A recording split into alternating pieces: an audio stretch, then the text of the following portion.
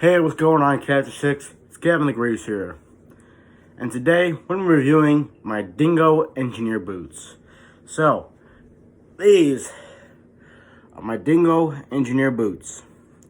Now, you can tell by an engineer boot by the laces around the ankle and around the upper calf. Because that's how far these things go to.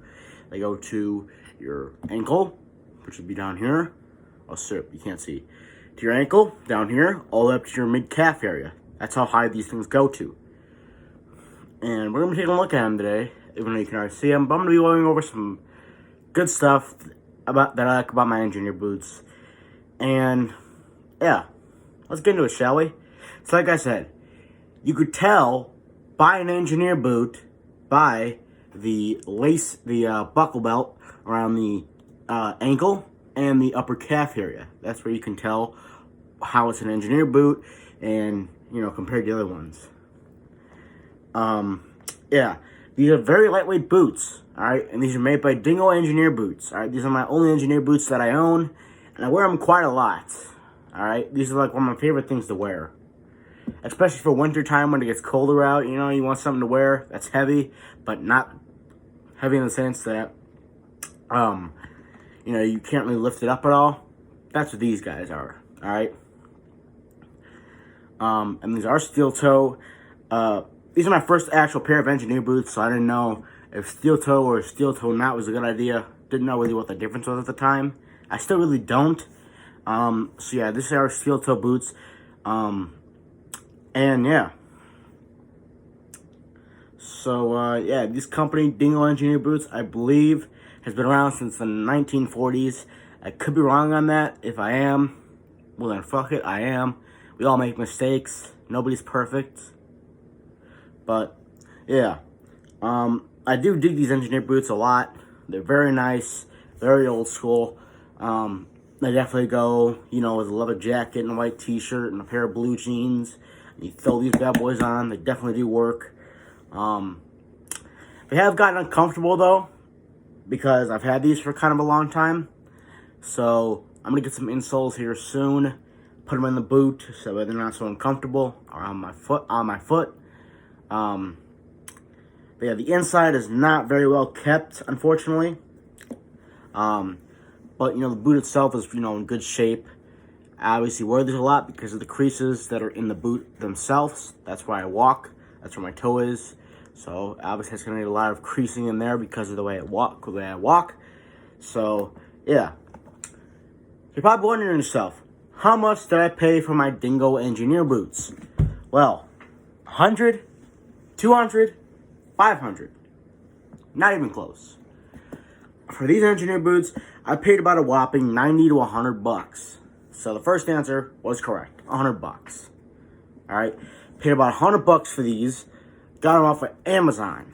All right, Amazon, can't go really wrong with Amazon. Amazon's a good company. But that's where I got these off of. Now, I do eventually want to get some Chippewa engineer boots because Chippewa is a very old school company.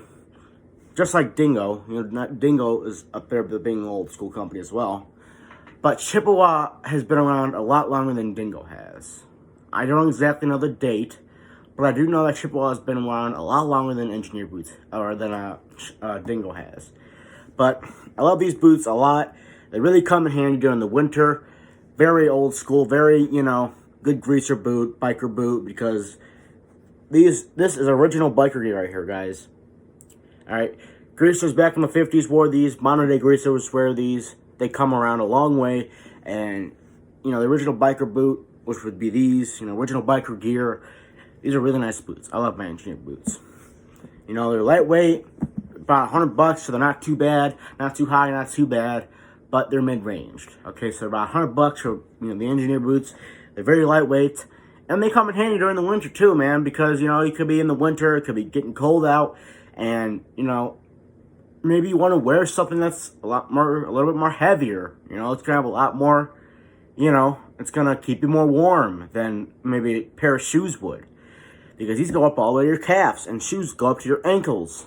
Mid-ankles, kind of. So maybe you want something that's, a little bit more heavier and will, you know, keep you more warm. These could do the trick. You can wear these in summer, winter, don't matter. I figure they work very good on both, honestly.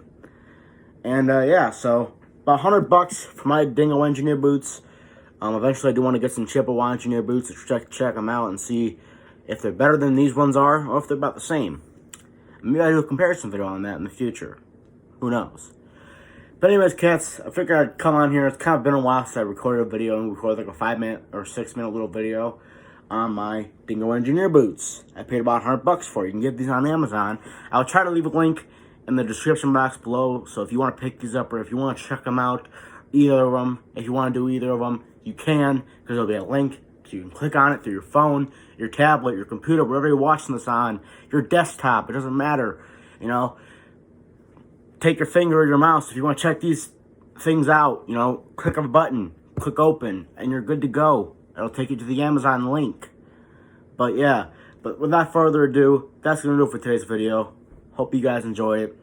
And I'll come back to you shortly, maybe one of these days, with another pomade review.